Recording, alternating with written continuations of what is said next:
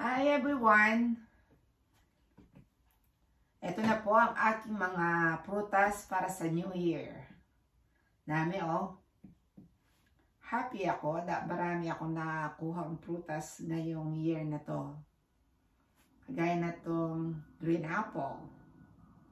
Maraming meaning ang kulay ng green apple o kung ano man yung green na kulay. At saka yung pinya, grapes, and iba-ibang kulay. Ayan, nakikita naman ninyo, iba-ibang kulay ang prutas.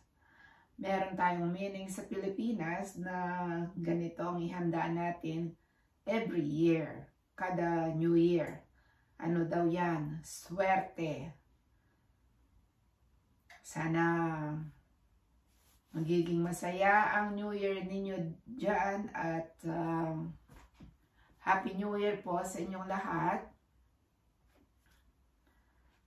And Happy Holiday. Okay. Bye. Happy New Year po.